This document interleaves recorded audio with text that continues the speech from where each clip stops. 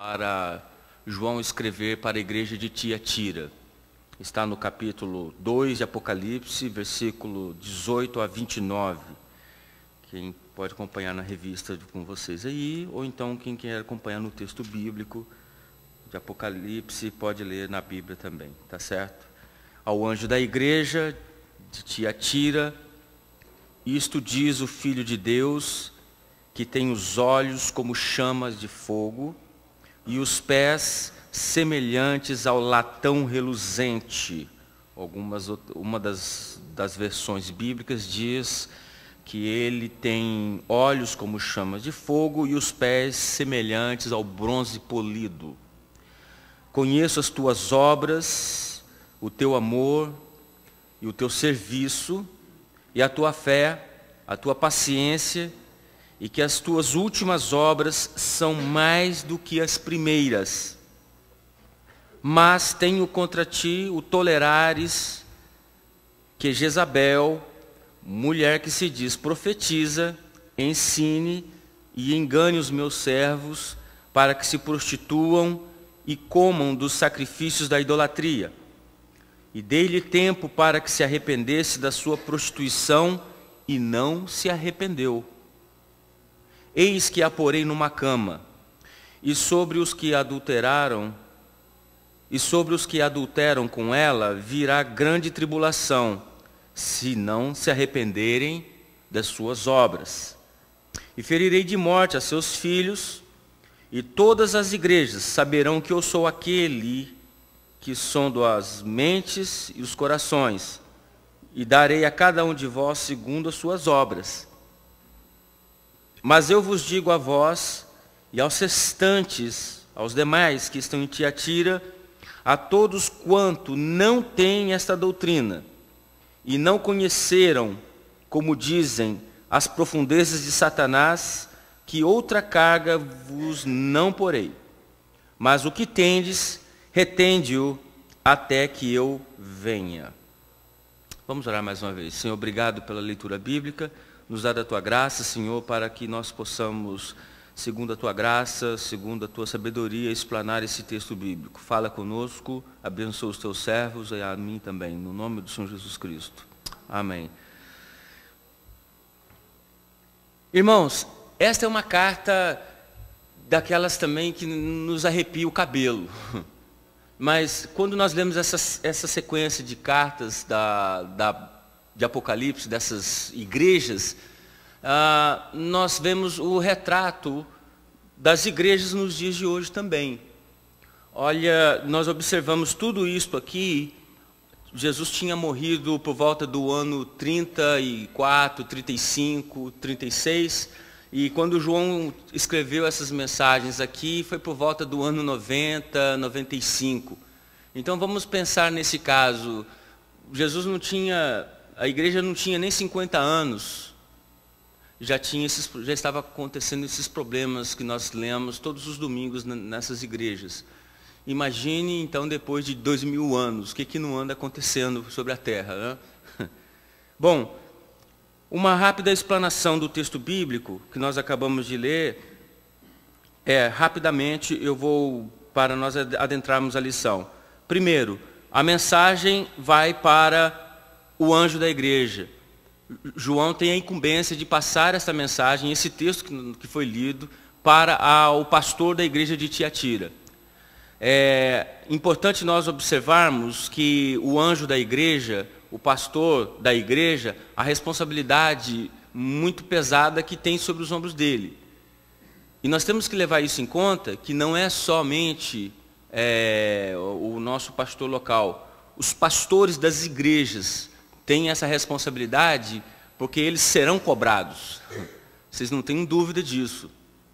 Aqui a mensagem vai direto ao pastor, e a identificação que Jesus faz aqui, isto que nós acabamos de ler, ele diz assim: isto diz o Filho de Deus. Olha, é uma apresentação rara de Jesus, dizendo de si mesmo, falando aqui, quem está dizendo, quem está afirmando é o Filho de Deus. O cristianismo, o que faz o cristianismo ser diferente das outras religiões, é exatamente a divindade de Jesus Cristo. Jesus é Deus. Se nós não defendermos, se nós não, de uma forma inteligente e apologética, falarmos que Jesus é realmente Deus, o cristianismo se torna uma religião como qualquer outra. O nosso diferencial, o diferencial do cristianismo em relação às demais, é exatamente que Jesus é Deus. Nós temos que ter isso em mente. E ele diz aqui, olha, eu sou, isso diz o Filho de Deus, aquele que tem olhos como chamas de fogo. Ele vê tudo, ele está examinando, sondando todas as coisas, todas as intenções, todos os corações, as mentes, tudo ele sabe. E ele tem também como os pés de latão reluzente. Ele é conhecedor de todos os fatos que acontecem dentro das igrejas. Ele sabe de toda a nossa vida, como ele diz aqui, eu conheço as obras que vocês praticam, eu sei o que vocês fazem, conheço. Ele diz, eu conheço as tuas obras, eu conheço o teu amor, interessante. Eu conheço o teu serviço, uma igreja que trabalhava muito. Eu conheço a fé, eu conheço a perseverança, a paciência que esses crentes tinham. E que as últimas obras desses crentes eram mais numerosas do que as primeiras. É um contraste com a igreja de Éfeso.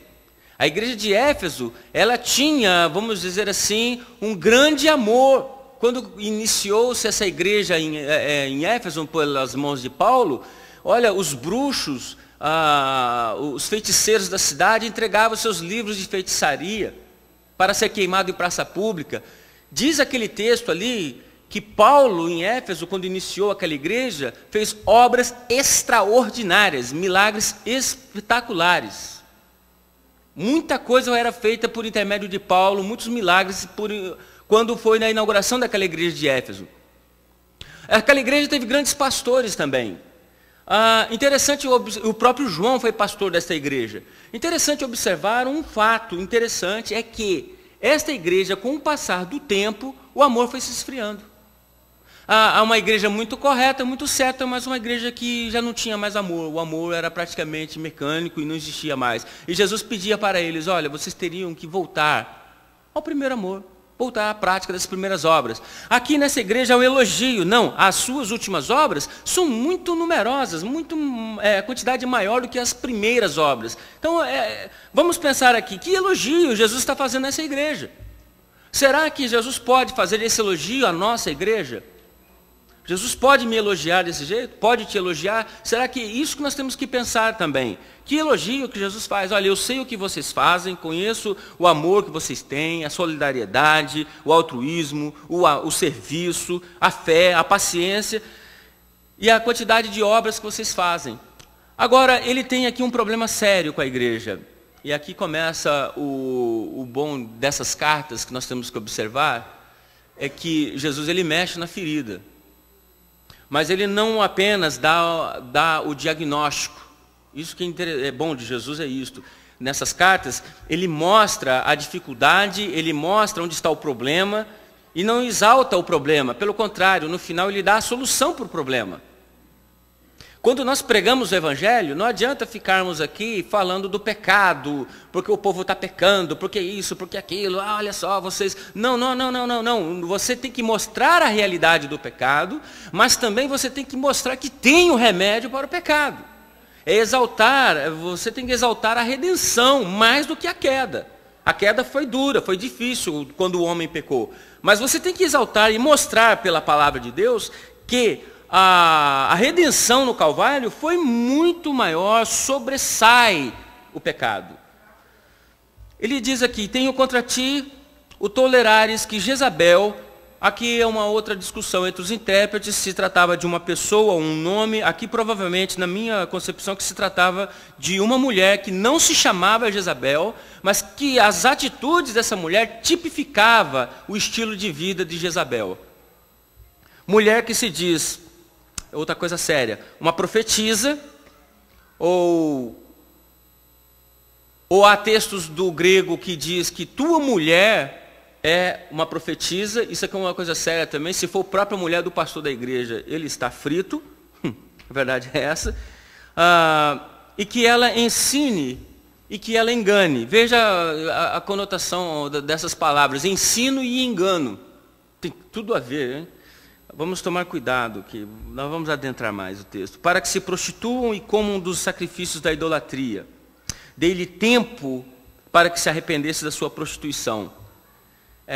Outra coisa, um outro fato preliminar, antes de adentrarmos a lição, é exatamente esta ideia que Jesus, ele dá tempo. Deus dá tempo para que os homens se arrependam. Isso chama-se longanimidade. Deus é longânimo demais.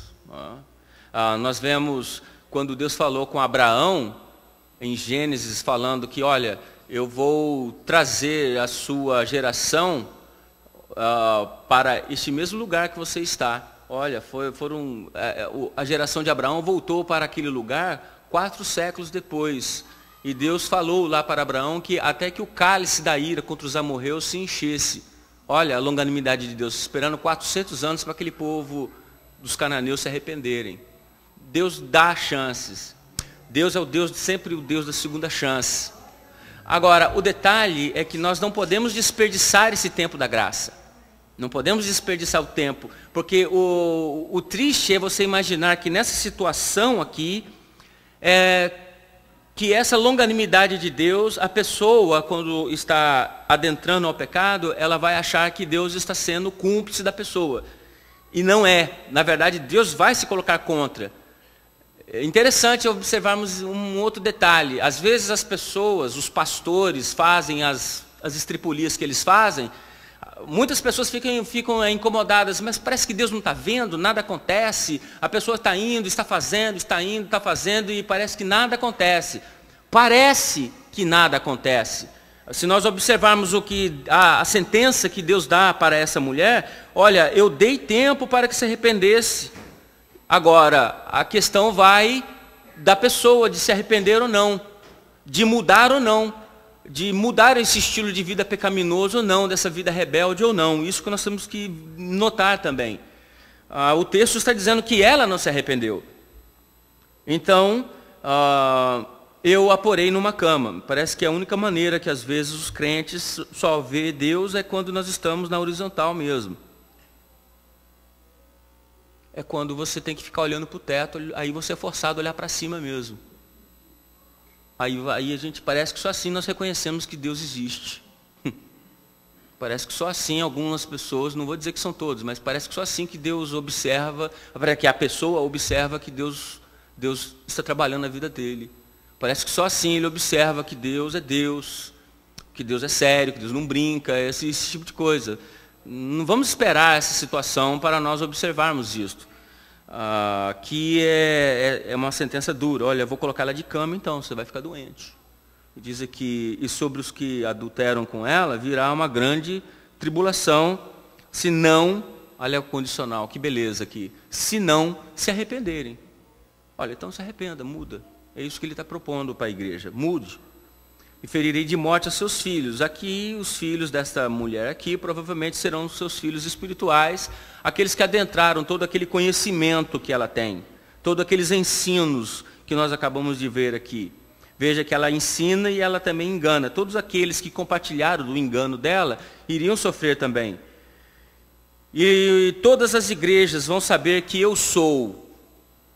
A mensagem não ia ficar restrita somente à igreja de Tiatira, mas todas as outras demais igrejas, além dessas outras 6, nós vamos observar que as outras igrejas também, por numerosas que fossem, elas também iam saber que Deus, que Jesus, no caso, é aquele que sonda as mentes e que sonda os corações.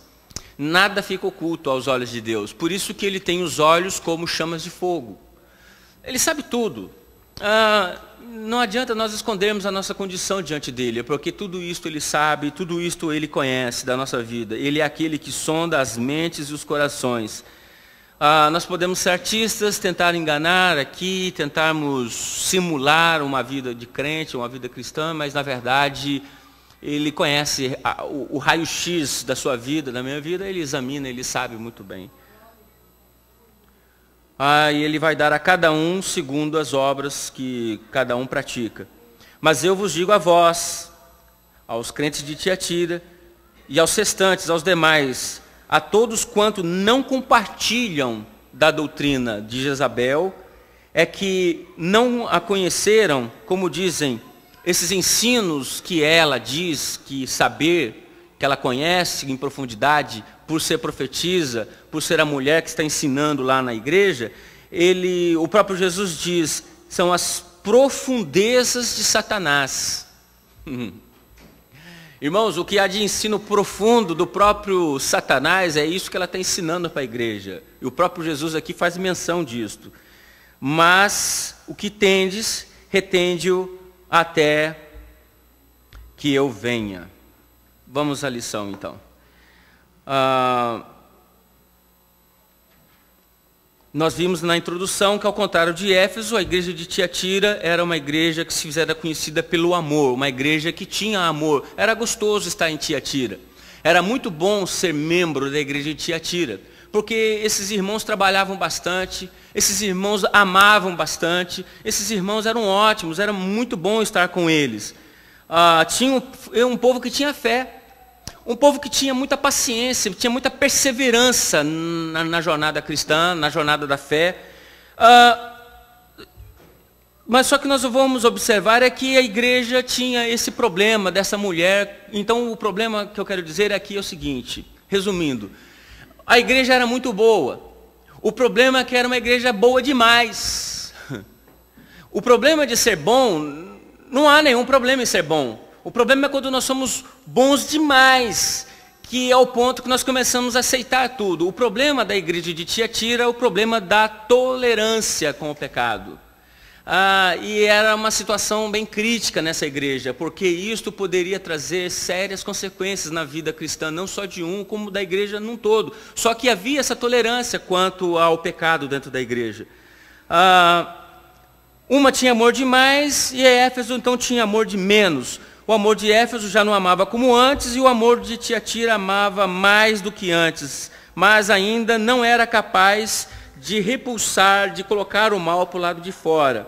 Sim, Tiatira era uma igreja amorosa, no entanto, se colocou uma igreja reprovada no aspecto de se mostrar muito indulgente, principalmente com uma profetisa, com uma mulher que estava encarnando, que estava estigmatizando esse espírito de Jezabel.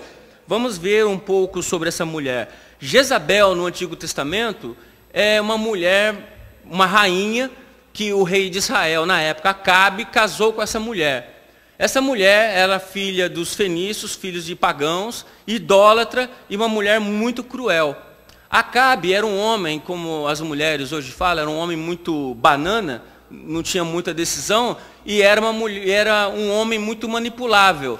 E nós podemos ler no texto bíblico que essa mulher, ela conseguia manipular não somente Acabe, como todos os homens de Israel, tentando fazer o mesmo com Elias, colocando Elias contra a parede. Da mesa dessa mulher, ela sustentava mais de 800 profetas de Baal e Azera. Hoje, às vezes, a igreja tem uma dificuldade enorme para se sustentar um missionário. A mulher sustentava 850 profetas pagãos e mentirosos ao mesmo tempo. Era muito cruel essa mulher. Vamos observar um outro detalhe dessa crueldade dela, que a forma trágica com que Jezabel morreu. Vamos observar também que ela levou o povo à idolatria, a ponto que ela tentou confrontar o profeta Elias, e Elias não aceitou a proposta de Jezabel e se colocou contra ela, e ela colocou Israel todo atrás de Elias para que Elias morresse. Colocou a sentença de morte para o profeta Elias. Bom, observando isto, nós vemos também que agora, para a igreja de Tiatira, havia uma cidade muito próspera de comércio, muito comercial. Uma cidade que tinha muita indústria, que trabalhava com bronze, que trabalhava com metais. Havia umas sociedades, uns sindicatos, que cada trabalhador, principalmente os comerciantes, tinham que vamos dizer assim, se associar a esses sindicatos para que pudesse comprar e vender e fazer negócios na cidade, não somente dentro de Tiatira, mas fora da cidade também. Uma das mulheres que nós vemos que Lucas menciona em Atos, chama-se Lídia, que era uma vendedora de púrpura, uma vendedora de tecidos, que era da cidade de Tiatira e foi provavelmente a primeira mulher na Europa que foi evangelizada e se converteu ao evangelho exposto por Paulo. Essa cidade próspera tinha muito dinheiro.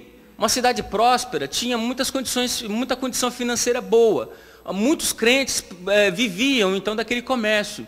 Agora, o problema não era o comércio em si, porque o problema estava exatamente no contexto daquelas associações, que eram os festivais. Cada sindicato daquele tinha o seu deus padroeiro. E a idolatria, seguindo essa cidade, seguindo a cultura grega, eles eram muito idólatras. Ao ponto de que muitas dessas igrejas, muitas dessas cidades, como nós lemos a cidade de Pérgamo, Tiatira e outras cidades aqui desse lugar, haviam templos para esse paganismo. E esses templos, um dos detalhes era a carne, era sacrificada aos ídolos daquele panteão de deuses gregos que eram cultuados lá. Para simbolizar, para tipificar a prosperidade, a fertilidade daquele povo, daquela gente, então tinham certas sacerdotisas, certos sacerdotes cultuais, que eles, para simbolizar a fertilidade, a prosperidade, eles faziam relações sexuais nos seus templos, nos seus cultos, de forma muito aberta e bem profana e bem promíscua mesmo. Ora, você tinha que estar presente naquele sindicato porque você trabalhava, você tinha que sustentar sua família. Mas também havia um problema muito sério, que você tinha que muitas vezes participar dessas festas, onde existia o culto aos deuses, sacrificando carne aos ídolos, e aquela carne era comida depois naqueles banquetes, naqueles almoços, naqueles jantares, como logo depois, com tanta bebida, tanto álcool, logo já havia também aquele culto sexual que eles faziam. Era muito sério você ser crente numa igreja, numa cidade como esta, porque você tinha que estar no mesmo lugar, dentro da igreja, e ao mesmo tempo você tinha que fazer negócios num ambiente desse também. Não era fácil. É um confronto, é como que você é obrigado a tomar uma decisão. Mas acontece que a igreja tinha uma tolerância com esse tipo de problema. E principalmente a mulher que estava ensinando lá, ela enganava e estava arrastando muitos outros incautos para a cilada, para o buraco também, vamos dizer assim. Estava criando uma situação muito séria com a igreja. A igreja, por amar demais, ela não sabia separar uma coisa da outra. O perigo está quando nós queremos ser tolerantes com o pecado ao mesmo tempo. Jesus, ele mostra para nós que não tem como nós servirmos dois senhores ao mesmo tempo. É verdade, às vezes nós temos um Deus familiar e o Jesus Cristo que nós servimos na igreja. Nós temos um Deus profissional, que nós temos as nossas profissões e temos a nossa vida na igreja. Na verdade, a vida cristã ela é uma só. Se você tem um outro Deus, um outro Senhor, além de Jesus, profissional, ou o dinheiro, ou a família, sua casa, não sei, o que você toma como valor na sua vida, que aquilo você cultua no lugar de Deus, é fato que esse Jesus vai ser tragado pelo Deus que você serve, esse Deus minúsculo. Isso vai te levar a um confronto, vai te levar a uma decisão que você vai ter que tomar essa decisão. O texto bíblico, chamado texto áureo, ele é bem rico e bem claro, mostrando: não vos prendais a julgo desigual com os infiéis. Você não vai ser um cara de pau também, desculpa o termo. Virou crente, fica cara chato, não conversa com ninguém, não se relaciona com ninguém, aí não quer trabalhar mais também, porque lá no meu trabalho tem muito pecado. Você não vai comprar porque tem isso, porque tem aquilo, porque isso foi sacrificado a ídolo, aí fica com paranoia. Não é isto. Você é luz e sal da terra. O sal vai ter sabor lá fora mesmo, não pode ser aqui dentro. Lá é que a luz faz diferença, para o lado de fora mesmo. Você tem que estar exatamente onde Jesus estava. Como os fariseus criticavam, ele estava comendo e bebendo com os pecadores. Não pode, mas Jesus estava lá, e lá no meio deles que a diferença era feita, era realizada. Mas não havia a tolerância de Jesus com o pecado. Isso também não havia. Jesus não era permissivo. Ele era bem notório nos seus ensinos que ele falava a respeito de uma coisa e outra. Ele separava as duas coisas. E o problema está aqui quando nós nos tornamos tolerantes com as duas coisas. Não dá para viver o bem e o mal junto no mesmo ambiente, dentro de você, dentro da sua casa, dentro da igreja, assim por diante. Vai ter um momento que vai ter uma separação. Quando nós lemos o Salmo 1 tipifica isso claramente. A diferença do ímpio e do justo. O ímpio vai ser como palha. Ele vai ser levado pelo vento e vai ser queimado pelo fogo. E outro detalhe, o ímpio ele não permanece na assembleia, na congregação do justo. É verdade. Não precisa você apontar, não precisa você indicar, mas na verdade, se a palavra é pregada de forma clara e aberta e livre, e o Espírito Santo atua na igreja, não precisa se preocupar que o próprio Espírito é que vai convencer o homem do pecado. E vai confrontá-lo e vai dizer, olha caboclo, olha moça, tome uma decisão. Eu sou o que sonda os corações, as mentes, e hoje chegou a sua hora, hoje é o dia, e eu quero uma decisão sua. A palavra vai falar, vai cair, não volta vazia. Tem que ser explanada a palavra. Agora, o problema de Tiatira, nós vemos que era quando a mulher estava ensinando e ela tinha seu espaço na igreja. Irmãos, quando tem esses profetas, essas profetisas dentro da igreja, nós temos que tomar um cuidado, mas com muita atenção mesmo. Não é porque é uma mulher, uma profetisa, claro, mas os profetas, de uma forma geral, tudo que...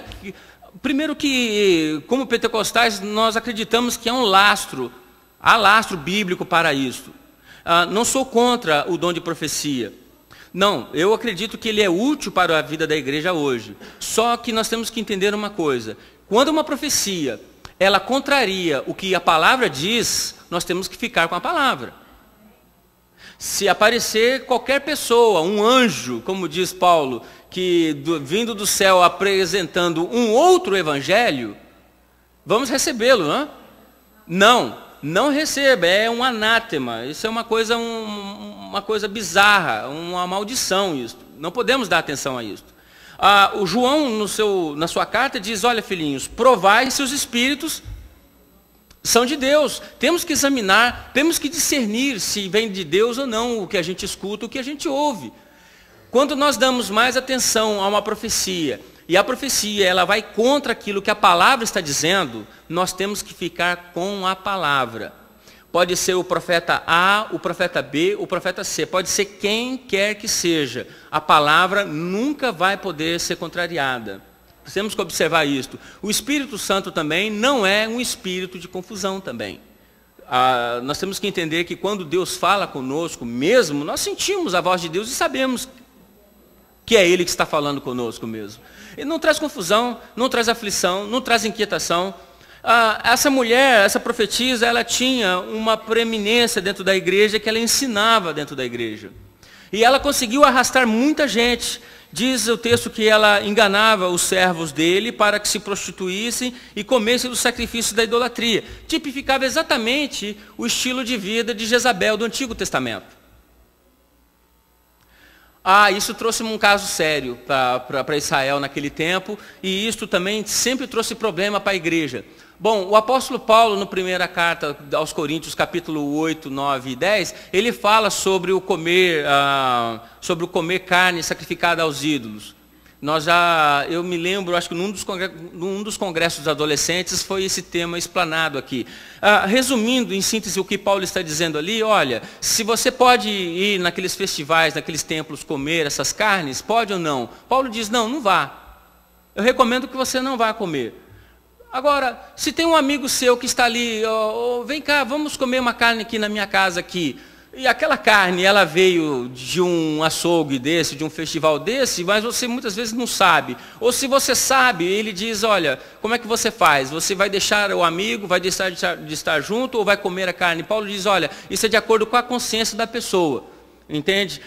Exatamente, aí que entra a questão do irmãozinho fraco, que muitas vezes por ele ver que aquele irmão mais esclarecido, ele tem mais maturidade, ele come aquela carne assim mesmo, vai escandalizar, então por causa desse fraquinho, não coma também. Mas é a questão da consciência da pessoa, nesse aspecto apenas. É mais detalhado aqueles 3 capítulos, leia com bastante calma aquilo ali. As distorções existem por causa da falta de equilíbrio na interpretação do texto. E aqui exatamente o que está vendo é que eles estavam induzindo este povo à prostituição e ao comer essas carnes sacrificadas naqueles festivais dos sindicatos de Tiatira. O evangelho tenha chegado, é provável que o evangelho tenha chegado a Tiatira através de Lídia, evangelizada por Paulo em Filipos, tornou-se a cidade natal como portadora das boas novas de salvação, como nós já mencionamos aqui, Atos dos Apóstolos, capítulo 16, 14. O apóstolo haveria de confirmar o trabalho ali estabelecido em sua 3ª viagem missionária. A identificação do destinatário. Vamos aqui na 2ª divisão do texto. Primeira identificação que Jesus faz aqui é que ele é o Filho de Deus. Que beleza, que ótimo. A própria divindade, o próprio Deus está falando com a igreja aqui. Irmãos, quando nós colocamos Jesus numa perspectiva errada, nós temos que tomar cuidado. Jesus é aquele que é o Filho de Deus mesmo, é o Deus que veio em carne, vamos entender isso também, para que nós possamos defender o evangelho puro e genuíno. Eu insisto em dizer que Jesus errado é céu errado também. Temos que tomar cuidado com qual Jesus é que nós estamos pensando que estamos ensinando ou pregando também. Apresentando-se como Filho de Deus, o Senhor torna bem patente ao anjo da igreja em Tiatira que ele é igual ao Pai. A questão da Trindade é um negócio sério até os dias de hoje, por exemplo. Há igrejas evangélicas, há grupos evangélicos que não concordam muito com essa triunidade de Deus. É interessante, né? Ora, calma aí, são 3 pessoas, mas Deus é contra o politeísmo. Não, são 3 pessoas, mas uma única natureza. Isso é muito claro, muito fácil, muito simples de ser entendido também. Agora, se você cair naquela doutrina de unicidade, aí fica difícil. Ou a época só do Pai, ou o Pai vira o Filho vira o Espírito Santo, ou como algumas igrejas hoje defendem e dizem, olha, não existe o Pai, não existe o Filho, hoje existe o Espírito Santo, e por aí vai. Temos que tomar cuidado com isso, gente. Por causa dessas interpretações errôneas e erradas dos textos bíblicos, muitas pessoas têm dificuldade de entender a doutrina da Trindade. Nós cremos na Trindade, no Pai, no Filho e no Espírito Santo. 3 pessoas em uma única natureza, uma unicidade de natureza. Tá bom? Jesus Cristo é o chefe supremo e incontestável, tanto da igreja local quanto da igreja invisível. Portanto, peregrinemos de acordo com a sua vontade. A segunda identificação que ele faz é a respeito da sua onisciência. Ele diz aqui que ele tem os seus olhos como chamas de fogo. Sim, Jesus é onisciente. Jesus é conhecedor de todos os fatos da história passada, do nosso presente e conhecedor do futuro também, do universo, dos homens, de todo o plano da consumação, de todo o apocalipse, de tudo que você imaginar. Ele é Deus e ele tem toda essa onisciência nele. Ele sabe tudo, conhece tudo e tudo ele vê. Ele nos sonda as mentes e os corações. Portanto, o Senhor sabia muito bem o que se passava dentro da igreja de Tiatira. Irmãos, vamos pensar uma coisa aqui. Ele conhece muito bem o que se passa dentro das nossas igrejas. Ele conhece muito bem o que se passa dentro das nossas casas. Ele sabe muito bem o que se passa conosco por lado de fora, ou do lado de dentro aqui, onde você quiser. Isso é bom nós entendermos esse detalhe também. Nada vai ficar impune aos olhos de Deus. Nada vai ficar impune, nada vai passar despercebido. É isso que me alegra no texto, quando nós vemos que Jesus é aquele que tem olhos como chamas de fogo. Ele sabe, ele vê, ele contempla e ele examina a posição daqueles crentes daquela igreja. O que ocorre em nossas igrejas não está oculto ao Filho de Deus. Vamos entender esse detalhe. Nós não podemos brincar de crente, não podemos brincar de cristianismo. Nós temos aqui, Filho de Deus aqui, é o próprio Deus que está vendo, é o próprio Deus que está examinando a situação da igreja de Tiatira. Vamos atentar a esse detalhe, a esse fato. E ele vem naquela sua apresentação, quando ele teve com João na ilha de Patmos, parte dela é colocada aqui. Ele vem como um juiz, ele vem para julgar a igreja. O poder judiciário do Filho de Deus é simbolizado pelo bronze polido dos seus pés, aquele que passa por cima de tudo isso, que ele está vendo, está contemplando tudo isto. É o juiz supremo de todas as coisas, porque todas as coisas foram-lhe confiadas pelo Pai. Em breve, Jesus haveria de submeter o severo julgamento tanto de Jezabel, quanto os que com ela adulteravam. Deus não mudou, continua a julgar os lobos, que em sua igreja vestem-se como cordeiros, a fim de levar as ovelhas para o pecado. Acho que não precisa nem muito comentário, o próprio comentarista da lição aqui nos esclarece isto. Às vezes, nós temos que entender que Deus ele tem seu modo de trabalhar com as pessoas, de corrigir as pessoas. Às vezes há fatos, há coisas que Deus permite acontecer na vida de certas pessoas, na vida dos crentes, na vida dos pastores, na vida da igreja, que nós pensamos assim, nossa, mas por que aconteceu? Às vezes nós até intercedemos, ou às vezes nós perguntamos por que aconteceu isso, por que permitiu-se aquilo, e nós vamos entender que muitas vezes Deus e a pessoa sabem por que eles estão passando aquilo. Às vezes Deus sabe por que tem que permitir certas situações com a pessoa, para trabalhar, para corrigir muitas vezes, e essa correção muitas vezes não é muito bem vista por mim ou por você, por qualquer um de nós, mas a pessoa sabe, quando Deus está falando com ela, Deus está corrigindo esta pessoa. E Deus, quando está corrigindo um crente, Deus não está corrigindo porque aquela visão, eu também sou contra agora uma coisa, Deus não está também com aquela visão legalista. Eu odeio o legalismo, crente legalista, igreja legalista, aí nesse ponto eu sou intolerante, eu não aguento. Cuidado, a mão de Deus, cuidado, você, isso é pecado, não sei o quê. Acontece um escândalo, um probleminha, misericórdia, meu Deus, Jesus, Jesus. Calma, irmão, que isso? Seja maduro. Deus sabe como trata, Deus sabe como resolve as coisas. Também eu sou contra a igreja legalista também. Parece que nosso Deus ele é legalista também. Ele tem prazer de nos massacrar, de colocar contra a parede. Você fez, está vendo? Você fez isso. Não é assim. Deus, quando nos corrige, Ele nos corrige não é para perder, Ele nos corrige é para nos ganhar. Ele não nos quer jogar para fora. O autor da carta aos Hebreus trata exatamente isso. Quando nós somos corrigidos com varas e açoites, vamos nos alegrar, porque Ele nos recebe por filho. Ele faz isso exatamente porque Ele nos ama. Ele ama a mim e a você. Quando Ele me corrige, dá umas lambadas em mim também, dói um pouco, a gente fica meio aborrecido, mas depois passa, a gente entende, precisou, se não fosse, se não tinha outra maneira dele bater uma cintada em mim, que se eu falando não resolvia, então ele deu uma cintada e acordei, pronto, doeu, marcou, não esqueço mais, mas também eu não me perdi, Ele ganha. O Deus, a correção divina nos trata exatamente isso, em nos ganhar, porque Ele nos ama. Ele não tem o prazer de jogar irmãos para fora. Essa visão legalista que é o problema. Por qualquer coisa a gente está se escandalizando por causa de isso, por causa daquilo.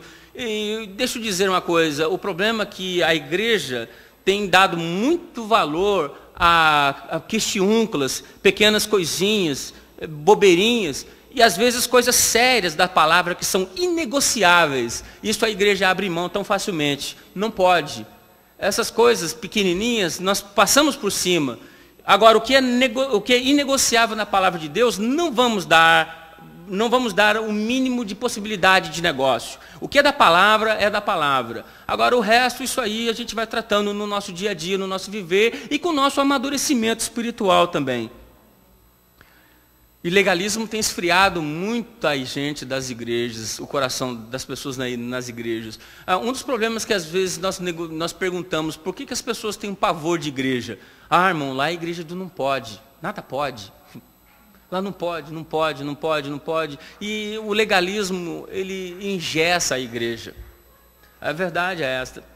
O legalismo, eu quero dizer, a questão do legalismo não é essa questão de usos e costumes. As igrejas, agora está mudando um pouco, mas mesmo assim, um tempo atrás, irmãos, era muito difícil ser crente numa Assembleia de Deus há alguns anos atrás. Muitas vezes, quantas pessoas se perderam do Evangelho por causa de bobagens que poderiam ser resolvidas de uma forma muito simples, muito fácil. Mas o que é inegociável da palavra, isso muitas vezes não teve grande valor na vida da pessoa. E isso se perdeu. Não pode perder, tá certo? A terceira divisão, uma igreja rica em obras. Antes de o Senhor Jesus Cristo censurar o anjo da igreja em Tiatira, ele passa a destacar as qualidades da igreja. Jesus vê também o que há de bom em nós também. A gente pensa que Jesus só vê o que há de ruim em nós. A gente tem uma autoestima tão baixa muitas vezes, que quando Deus fala, olha, eu amo você. Você. Olha, você é um varão valoroso. A gente fica assim, mas Deus vê alguma coisa boa em mim? Vê. A gente não pode também achar que, não, está tudo errado dentro de você. Também misericórdia, né? É aquele irmão que, quando você vai orar com ele, ó Senhor, você dá oportunidade para o irmão orar, e o irmão, ó Senhor, perdoa minha multidão de pecados. Aí no outro dia, você dá outra oportunidade para o irmão de novo, o Senhor me perdoa a minha multidão de pecados. Aí vai comer, vai jantar, daqui a pouco o irmão de novo perdoa, Senhor, minha multidão de pecados. Ô irmão, misericórdia também, né? Multidão de pecados, mas tanto pecado conseguiu chegar num dia para o outro, assim, caramba, não é possível, né? Calma também, né? Tem alguma coisa, não é possível, ele vê, ele reconhece o que há de bom, né, na vida da igreja também. Ele é conhecedor também do que a gente faz de bom, não é só de mal, senão vira uma visão muito legalista da igreja. Ele vê que a igreja é rica num padrão interessante. Veja que a igreja, ela tinha um amor. E o amor da igreja de Tiatira era maior do que antes. A tendência de muitos de nós é que quando nós nos convertemos ao Evangelho, nós entramos de cabeça. Nós mergulhamos de braçada. Não é verdade? Temos aquele ímpeto, aquela vontade, mas parece que com o tempo nós vamos cansando. Parece que aquele impacto inicial vai acabando. Parece que o amor vai esfriando. Aí vai ficando difícil. Ninguém consegue conviver com uma pessoa dentro de casa uma semana e só falar no domingo um bom dia, boa tarde, uma boa noite. Concorda comigo? Você e seu marido, vocês têm que falar toda hora. Não é possível que vocês só falam uma vez por dia. Só no boa noite, quando vai para a cama, dormir. Não é possível. O que nós vemos na nossa vida cristã é que cristianismo é relacionamento. É verdade. É relacionamento. Não dá para viver a nossa vida cristã como se Cristo não existisse durante a semana e só existisse no domingo. É isso que eu quero comentar aqui. Nós vivemos, às vezes, durante a semana como se Cristo não existisse. Eu vou falar um absurdo aqui, uma coisa um pouco até bizarra, mas se Deus, para muitos crentes, se Deus morresse durante a semana, ele nunca ia sentir falta. Ele só ia sentir falta no domingo, quando ele vem à igreja. Verdade. Vamos dizer assim, nós temos que entender que Jesus está presente em todo momento. Nós temos que viver um culto a Deus, não é só aos domingos, e sim o dia a dia. A gente tem as nossas falhas, os nossos defeitos, mas nós temos a consciência que Jesus está presente, que nós somos guiados por Ele também. Uma igreja que amava. E o detalhe é que aqui, essa igreja, acontece o inverso de Éfeso. O amor esfria, o relacionamento esfria, tudo vai ficando engessado, difícil, travado. E nós vamos ver que em Tiatira, ao contrário. Eles amavam mais ainda do que os primeiros dias. Que bom. Que legal, que essa igreja tinha isso de bom. E Jesus, ele está vendo esse amor que a igreja tem. Só que o amor, ele não tolera o erro, assim diz o comentarista. Ainda ele desconhece o que é certo. Deus ama o pecador, mas odeia o pecado de Jezabel. O serviço.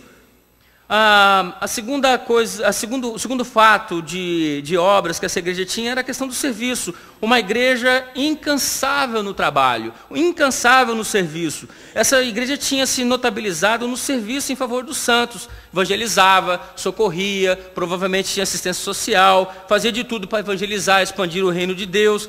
Imitava os apóstolos da igreja de Jerusalém, a igreja apostólica lá em Jerusalém.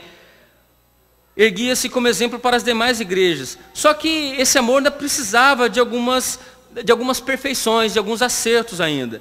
É uma igreja que tinha fé, uma igreja que demonstrava fé, uma igreja que tinha paciência, tinha perseverança. Irmãos, esse detalhe nós temos que entender bem, muito claro nos dias de hoje. Nos falta, em tudo que a gente faz, perseverança. Um pouco mais de paciência para trabalhar. Eu estava observando esses dias lá em casa uma orquestra que eu conheci quando eu era muito garoto, lá em São Paulo, na Assembleia de Deus Nipo Brasileira. Mas, irmãos, aquilo é uma maravilha, é uma obra maravilhosa, um trabalho espetacular, mas é um trabalho que já vem de muitos anos. E quando começou aquele trabalho com o Fernando Takayama, aquilo era muito pequeno, irmãos.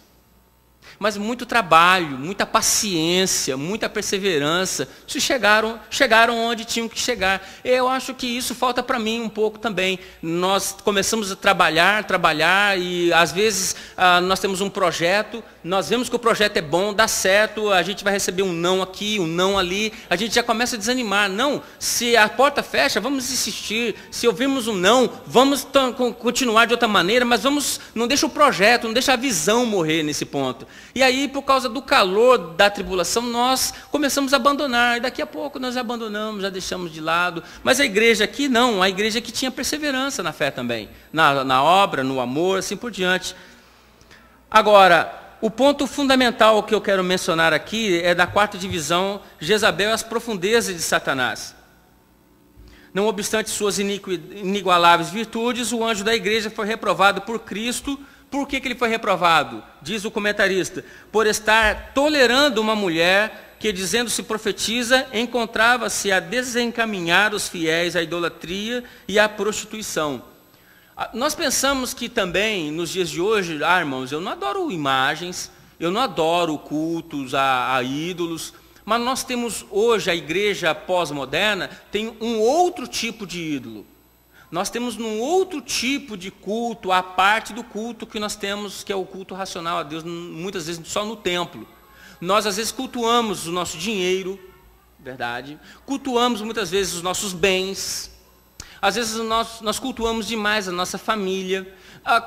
Temos que pensar muito bem quais são os tipos de ídolos dentro de nós que tira a primazia, a supremacia de Deus nas nossas vidas. E nós somos muito cínicos. Fala assim, irmão, eu não tenho idolatria. Que isso? Se nós observarmos, prestarmos bem atenção, nós temos que ver o que há em nós, muitas vezes, que toma o lugar de Deus. E pode ver que tudo isto que nós falamos como idolatria, que toma o lugar de Deus, são coisas bem banais e fúteis e coisas que passam. Dinheiro passa. Um plano econômico passa, um ladrão rouba, uma crise, um mau negócio que você faz, o dinheiro vai embora. Aí, o que você vai fazer do seu Deus? Uma boa casa, um bom carro. Irmãos, nós temos os nossos ídolos. Você sabe, muitas vezes, aquilo que nós nutrimos dentro de nós. E nós queremos colocar ele junto com Deus também. Jezabel de Tiatira, idólatra e adúltera. Assim era a mulher de Acabe, como eu comentei no começo da aula, que nas tribos hebreias em Israel. Por causa da sua reputação, ela serviu para nomear a profetisa que em Tiatira induzia os homens ao adultério e apostasia. Curiosamente, Jezabel em hebraico significa casta, né? Mas ela aqui não justificava, não fazia jus ao nome aqui. O ministério de Jezabel. Essa mulher aqui em Tiatira, que foi denominada aqui como uma Jezabel, né? Ela apareceu com uma nova doutrina, que era a verdadeira doutrina de Satanás, vamos dizer assim, a própria profundeza de Satanás. O que parecia uma revelação para aquele povo, porque ela era detentora de um grande conhecimento esotérico, a verdade, dá-se a entender exatamente isso, de um conhecimento profundo que só ela tinha, ela ministrava sobre os crentes de Tiatira, e muitos, por causa... aí que tem um fato, nós temos que tomar cuidado também. Às vezes, por falar muito bonito, por ter uma boa eloquência, por ter uma boa retórica, nós pensamos, que bênção, que maravilha. E nem sempre isto é correto. Temos que ser um crente bereano. Os crentes de Bereia, eles examinavam o que Paulo pregava. Alguém podia dizer, que isso, irmão? O irmão está questionando. É outra coisa que a igreja não aceita, muitos líderes não aceitam, questionamentos. A fé, ela aceita questionamentos, sim. A luz não tem que temer as trevas. Nós não temos que esconder nada da verdade. Temos a palavra, temos a verdade, que venham os questionamentos. Não tem nenhum problema aqui. Mas alguém podia dizer, mas você está questionando Paulo? Paulo, irmão, é um homem que conhece da teologia. Não, os bereanos falavam, não. Vamos ver, Paulo, como é que é mesmo? E conferiam nas escrituras se aquilo que Paulo estava ensinando era bíblico. Ah, tá certo, Paulo, é isso mesmo. Paulo falava outra coisa, Paulo, como é que é mesmo? Vamos ver. Certíssimo, Paulo, está correto, da palavra. Nós temos que ter esse hábito. Antigamente nós éramos conhecidos como o povo da Bíblia, não é verdade? Antigamente, quando tinha os primeiros crentes nas cidades, o povo do livro da capa preta, né? Como é que era conhecido o crente? Não, crente é aquele povo doente do livro da capa preta. Tudo que ia estar ali naquele livro, ele aceita. Se estiver fora, ele não aceita. Parece que hoje é o contrário, né?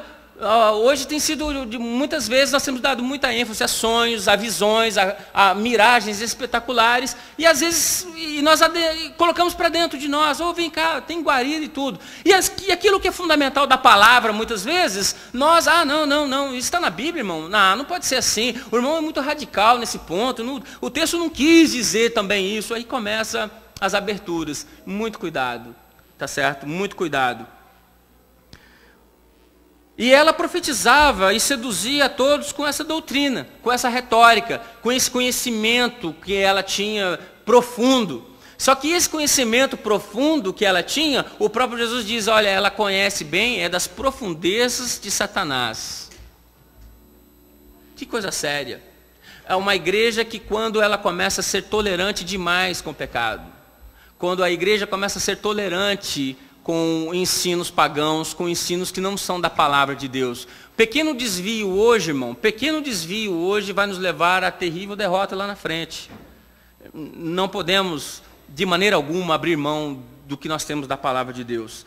A obra de Jezabel, através de seus ensinos e profecias, a perversa Jezabel induz alguns homens à idolatria e ao adultério. Muita vigilância. Não são poucos os que, sob o manto de uma espiritualidade afetada e caricata, veja bem, cara de crente, às vezes podemos até falar da palavra de Deus, mas o ensino, muitas vezes, ele pode estar contaminado com falsos ensinos junto, como diz aqui o nosso comentarista. O manto de uma espiritualidade afetada e caricata desviam os fiéis a práticas vergonhosas e abomináveis. Cuidado com o rebanho que o Senhor lhe confiou. Zele pela sã doutrina e pelos bons costumes. Jamais permita que o lobo lhe devore as ovelhas, utilizando-se de seu púlpito. Isso aqui já vai a palavra já para os pastores das igrejas nos dias de hoje. Púlpito é coisa séria. Púlpito não é um lugar para um pastor ficar desabafando, atacando os crentes, para contar bobagens, histórias espetaculares, testemunhos. Esses testemunhos, nós temos que tomar cuidado também com os testemunhos. Porque, às vezes tem histórias que são mais repetidas e você está vendo na cara do caboclo que é mentira. E o povo, glória a Deus, você fica, Jesus Cristo, não é possível. E às vezes, a palavra com um outro preletor, com o pastor da igreja, muitas vezes é exposta com todo cuidado, com todo zelo, com todo carinho, com todo amor cristão, para colocar os crentes ali com conhecimento da palavra. Ai, que palavra dura, que frieza, que difícil, que isso, que aquilo. Não podemos ser tolerantes com esse tipo de atitude. Vamos ser um crente bereano, tá certo? Perguntas sobre a igreja de Tiatira, da lição de hoje? Algum comentário? Só eu falei.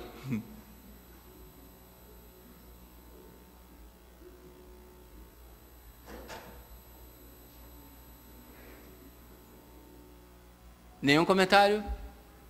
Ninguém quer fazer a pergunta?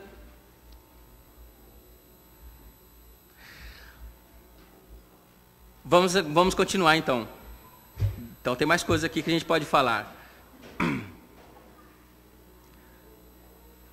Versículo 25, no texto bíblico, em Apocalipse 2, 25. Tão somente conservai o que tendes até que eu venha. Vamos guardar a nossa fé. Vamos guardar a nossa vida. Vamos guardar tudo aquilo que nós temos, porque Ele está vindo. Tá certo? Conservai tudo que nós temos de valor até que Ele venha. Amém.